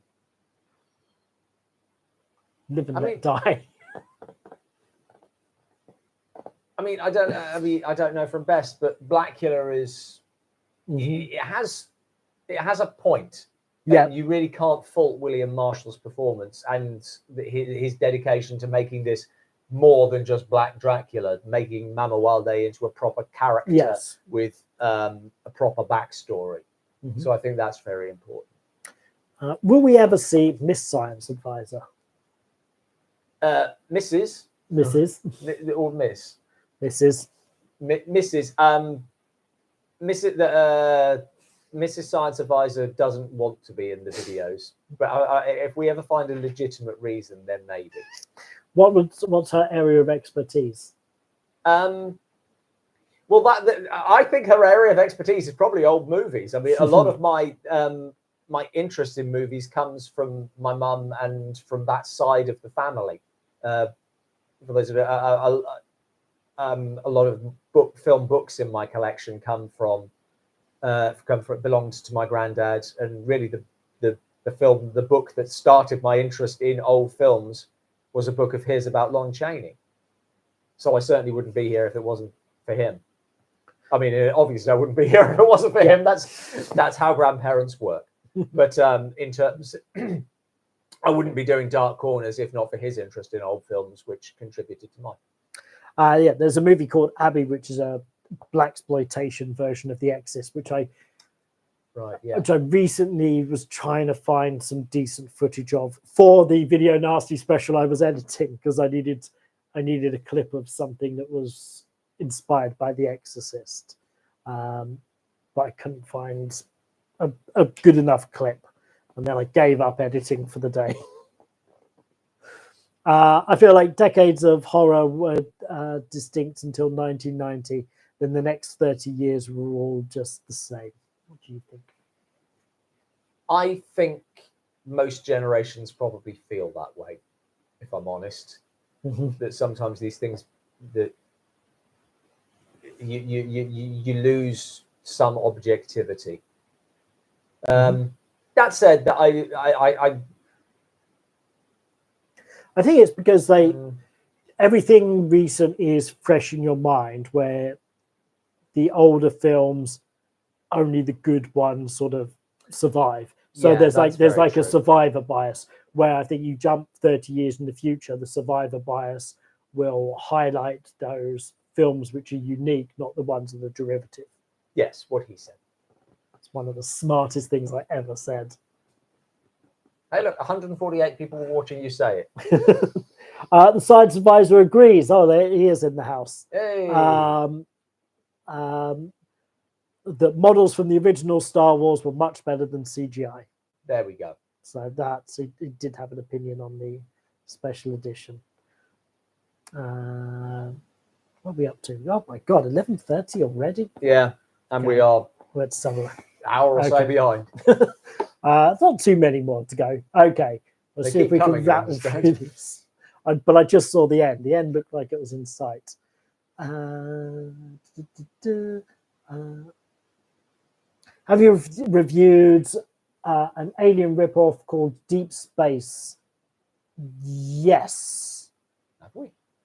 Yes. Okay. It's one of the, I can't remember if it was a common one or not, but there's two versions of it we did where they basically remade exactly the same film. Oh, the alien one. Yeah.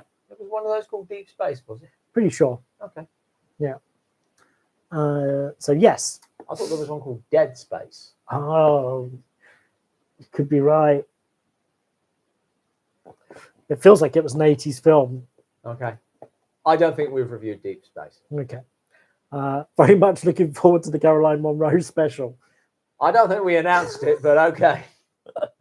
Don't remember. But did you do 2 reviews of the Count Yoga films? No, we just did. We've just done one of them. Have we? Yes. Which one? I think the 3rd one. Okay. I think. Oh, I might be confusing it with another franchise. I don't remember doing any of the Count Yorga films. Okay. Okay. Guys. How about a review of Six String Samurai? Maybe. Yeah. I think, yeah, that's a solid maybe. Can you picture a Fibes reboot? I can see that happening. I can't see who would play Dr. Fibes easily. It seems like the sort of thing Johnny Depp might do now. Oh yeah. But I don't. But I think it would be too camp. I think it would. I think he'd be trying. Yeah. Vincent Price walks an awfully fine line that very few actors are capable of walking, and Johnny Depp's a very fine actor, but I think when he's given these days, he's given too much rope. I think, to be honest, since Pirates, everyone's because he got it right for that. Then everyone gives him a little bit too much leeway and they don't rein him in when maybe he needs it. Yeah. Yo, guys, Martin here from the LCW. Hey, Martin. LCW, for those who don't know, is London Comedy Writers. You should be at London Comedy. Oh no, it's probably finished by now. Is Good writing. to hear from you, Martin. London, He's a very, very good writer, is Martin. Very funny man. London Comedy Writers is the writing group where Robin and I met. And he's saying he picked up a copy of the Psychotronic Encyclopedia of Film, which is like an 80s print version of Dark Corners. Do you know it? No. Have you not got a copy I've not of got that one. Oh, No. right, okay. You did? I think going back, if I'd had the foresight, Psychotronic as a Psychotronic Films or something like that would have been a better channel name. Yeah, I mean, we've bemoaned it many times. We're stuck as Dark Corners now, but yeah, it was a bad choice for a channel name because it doesn't say what we do. Yeah, and we think it's cost us we thousands. We could have been Brandon Tenold.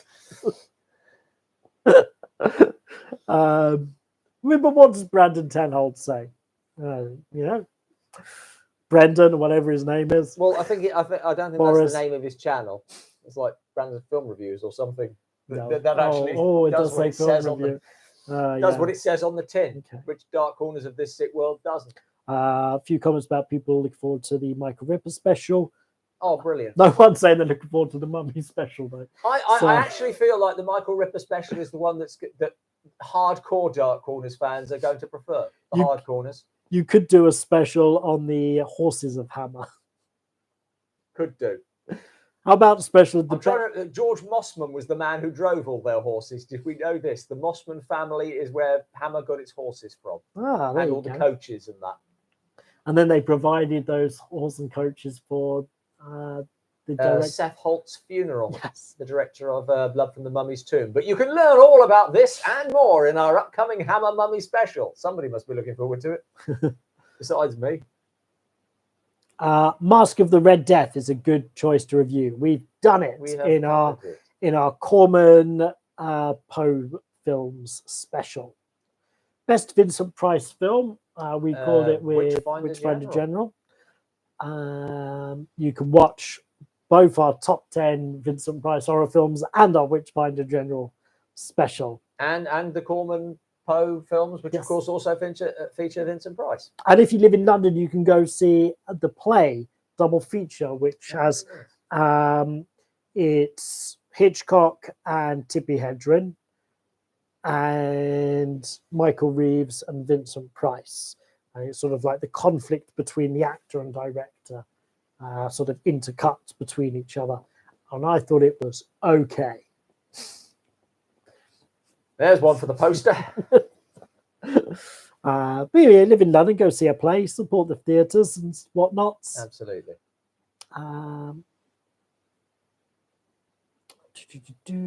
Love and Ingrid's Pit special.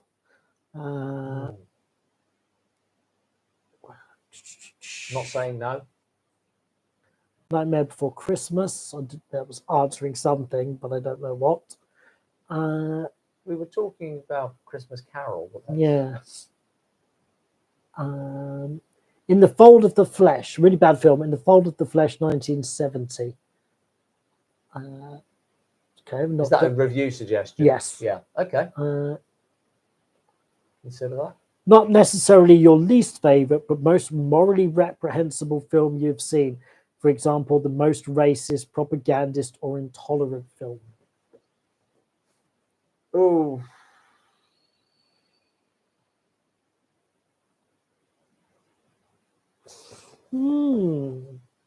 There was what the hell was it called? There was a very 80s action film that was really quite unpleasant to watch. I can't remember what it's called now. With Dan Haggerty in briefly and somehow getting top billing. Terrible poster. Not Mausoleum. No. It wasn't Dan Haggerty. It was just a guy who looked like him. It was a action. Like Action USA? No, it wasn't that one. But that kind of thing, wasn't it? Yeah. I know. Really generic title, unfortunately. Yeah. Can't remember what it was called. Sorry. We've done that many now. Yeah. Would you consider doing reviews of movies made by other review channels like Red Letter Media, Angry Video Game Nerd, etc. Do you have reviews? Reviews of Oh right, films yeah. So made by both, them. yeah. So both Red Letter Media have made their own films, like Space Cop, and Angry Video Game Nerd did his Angry Video Game Nerd movie. No, certainly Space Cop. That seems bitchy. Space Cop falls into a category where they know what they're doing, and they're having a laugh with it. And the Angry Video Game Nerd movie, just not something that we would review. Besides, if we review theirs, they might review something we put out. Yeah. So no, but interesting question. Book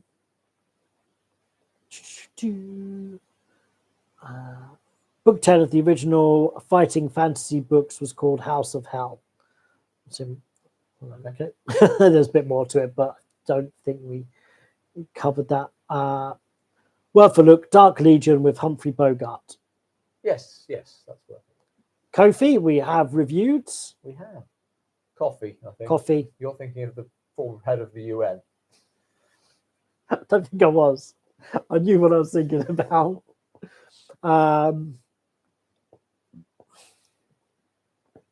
Is there a classic Universal horror movie that makes you angry or elicits a negative response from you?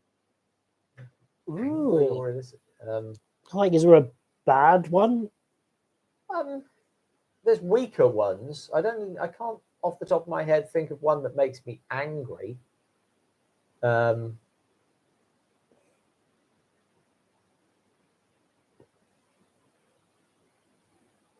suppose the way that you can get angry about some of the ones where they've mistreated Bela Lugosi, the Frankenstein that meets the Wolfman. Mm-hmm. You can get quite angry about the way that's been Butchered, chopped about. yeah. Want to say thanks for the Warrior of the Wasteland video. It was really funny. Oh, Thank you. Thank you very much. You're welcome. British Sci-Fi TV, what would you recommend outside of Doctor Who, Jerry Anderson, and Red Dwarf? I like Blake Seven. And the Science Advisor has advised us that Mrs. Science Advisor prefers to remain in the background. Oh, and Hitchhiker's Guide to the Galaxy. But see, the radio series is probably the best iteration of that. Thank you. One say loved your channel.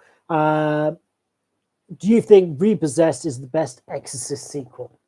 Repossessed is the Leslie Nielsen. Yeah. I don't think that's a serious question. Well, really, you could only say Exorcist 3. Exorcist 3, but it isn't really a sequel. It's right there in the title. So who knows? Yes, possibly it is the best Exorcist sequel, but the bar was very low. Thoughts on the upcoming remake of The Crow? I suppose you can't. It's another version of a comic book. Yes. It's not exactly a remake, and I don't think you can put velvet ropes up around it forever. Yeah. So yeah, fine. As long, again, as always, with the caveat, as long as they do it right. Don't remake something for no reason. I heard for a while Alec Baldwin was up for a role in that film. Really? Oh, I get it. Thank you. Too soon. Can Godzilla -1 win one more award at the Oscar? See, I disagree with Godzilla -1 getting nominated for the special effects. I haven't seen it, so I think it could have been up for any other number of awards, but the effects wasn't one of them. Although I did watch an interesting breakdown of some of the stuff and how they did it on a significantly lower budget than other films. Should that be a criteria? No. Okay. I don't think it should be. I think it's I don't know. Sometimes with the Oscars, I don't really care that much about awards. No, I think the awards serve a purpose in terms of alerting you to films alerting a larger number of people to films you might not otherwise have been aware of. In terms of actually picking what was the best in any given category, then they're complete nonsense. No, and I'm sure when it starts falling into the lesser categories, the people in the academy just go, oh. And I guess read that one. Yeah, well, they tend to vote a party ticket. Yeah. So you just say, what has the best sound editing? I guess it would be the best picture. So, but it was nice seeing the video of the Godzilla team cheering when they got the nomination. Yeah. So good on them. Just probably wasn't. Excited for Ghostbusters 4? Nope. No, but I do already have my tickets. They'll keep making them. If you keep going to see them, the only way to stop them is to not go. I do a cinema subscription. If I don't go to the cinema, I'm not making the most of my money. You're going to see Ghostbusters 4. You're not making the most I of your want money. to be able to criticize it with an informed opinion. In the Mouth of Madness, underrated cult classic. Yes. Oh, there are only 2 Count Yorga movies, so we definitely haven't done the third one. I'm thinking of a different series of films. Yes. Nick Cage as Dr. Phibes. Oh God. Who would you cast as Dr. Phibes then? I said I would find that very difficult casting, because Vincent Price brings so much of himself to it, and the problem is that Phibes is not a character pre-existing. It's not a character from a book. It's a character that Vincent Price created. Mm-hmm. So, to be honest, if you were going to do another Dr. Phibes film or to remake it, then I think you'd have to start from scratch and pick a different actor to do it in their own way. William Dafoe. Okay. Yeah, why not? There you go. Best and worst The Omen films. First one's the best. Yep. It's usually a safe bet. Probably the 4th or 9th. Whatever it was. I can't remember. We talked about this. So there's a prequel one coming up as well. Yeah, I don't know. The Omen films, the trilogy, not discounting the 4th one, it's quite an interesting one for the time span that it goes through, because it goes from him being like, a little child to him being like a young teen. It has more points to its sequels than an awful lot of the sort of the big franchises. And so like an unusual horror film where the baddie is winning throughout the films. Yeah. Which is well, I guess maybe that was a bit more of like that 70s glum era, because we also got Rosemary's Baby around that same time as well. Robert Englund, somebody said. Okay, that's Phibes, is that? Yeah, I assume so, yeah.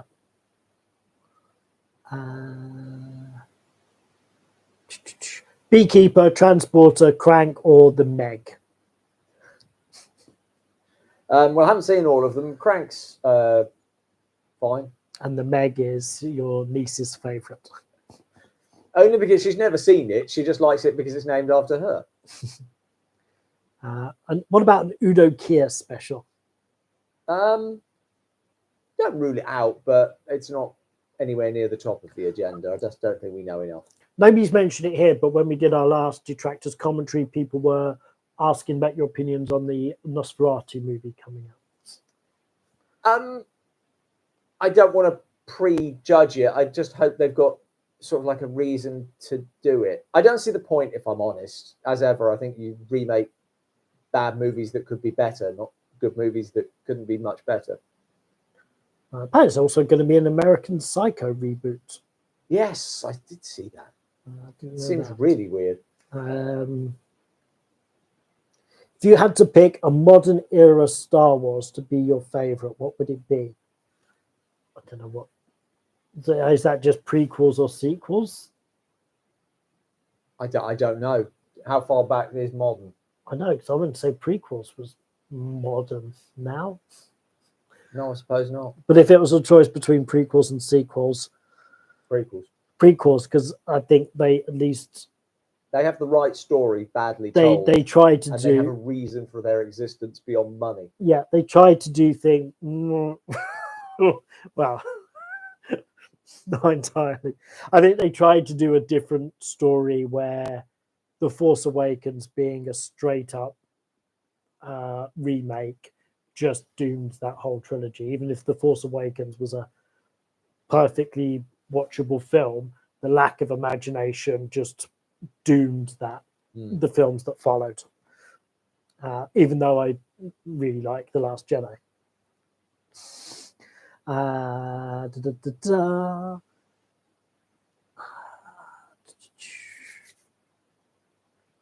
We have not done a Pete Walker retrospective. Sleepaway Camp, did that deserve to be a franchise? Probably not. It was Probably not. one big reveal. At some point that'll have to get a review, I guess.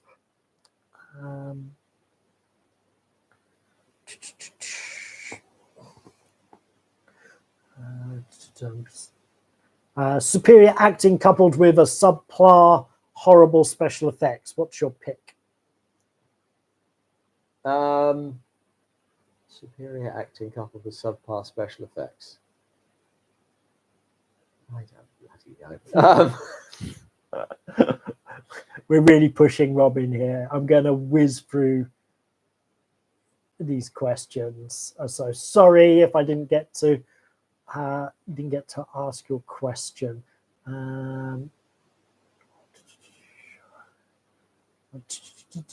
Raid 1 or 2? 1. It's always the right Danger answer. USA was the film we were trying to think of earlier on. That's right. God, that was vile. Would you consider Fitz Lang's M a horror? I suppose not. Is Waterworld really that bad? I mean, how bad is that bad? Yeah, I don't think it's that bad. I think it was just it was a super expensive film at the time, and that became the headline. But if you take out how much it cost, probably all right. Love your channel. Who's your favorite, Christopher Lee or Peter Cushing? Oh, I wouldn't presume. Madam Web, see or skip? I haven't seen it.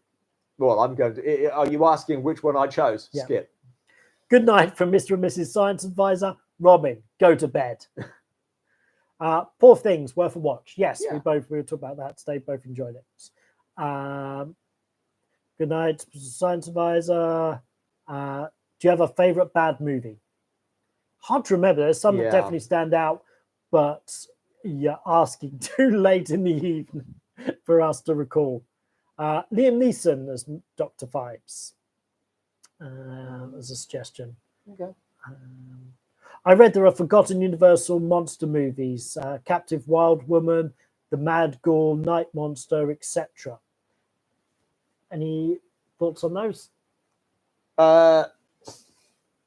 Yeah, I mean, I don't know if there was stuff that we'll get to, but some of them are worth watching. I'm not sure what The Mad Ghoul is. I won't recognise that. Do you dig the groovy title song from Green Slime? If you go watch the review of that, you will, and that is specifically referenced. The way Robin feels about Ghostbusters is the way I feel about Planet of the Apes. That's also how Robin feels about Planet of the Apes. Rogue One was the only good film in the Disney films. Disagree, it wasn't that good.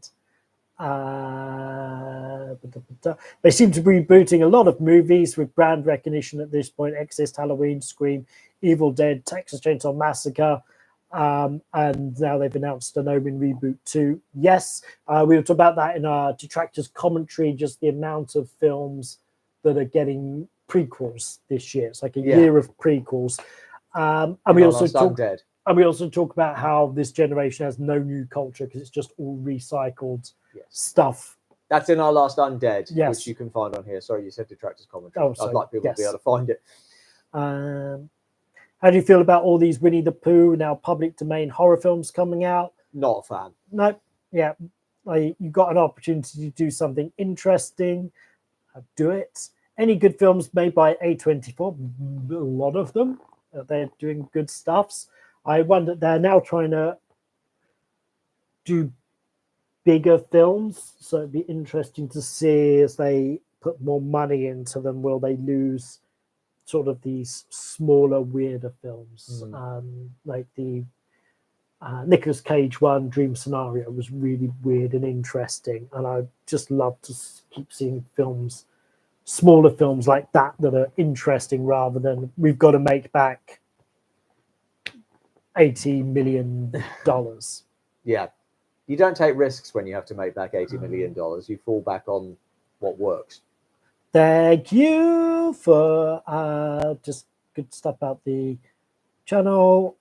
Night Monster is a really excellent film. Dune 2020 or 1980? Of the two, I guess 2020 of the two, but I'm not a big Dune fan.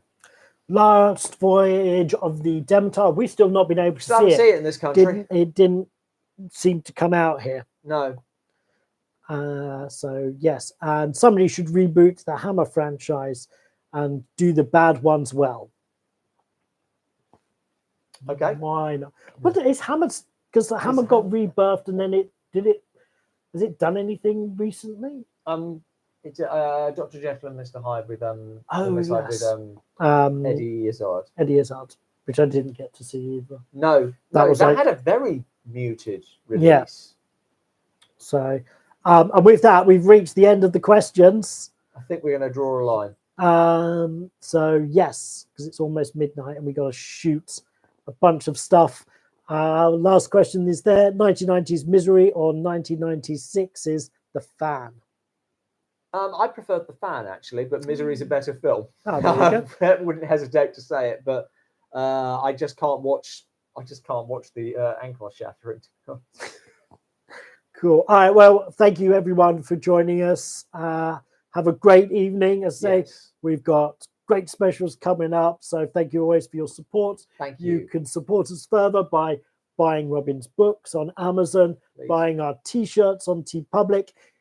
If you do buy a t-shirt, shoot us a message on email, Facebook, or Twitter with a picture, and we will send you a bonus review that you can only get from buying one of our t-shirts. We should do one with your books as well, maybe. We should do, yeah. So we've got a book that, horror. And obviously Patreon, there's loads of extra content there. But most of all, just thank you for watching and hope you enjoy it all. Yeah. Good night. Thank you very much. Good night. And then the awkward bit where I try and find the end button. There it is.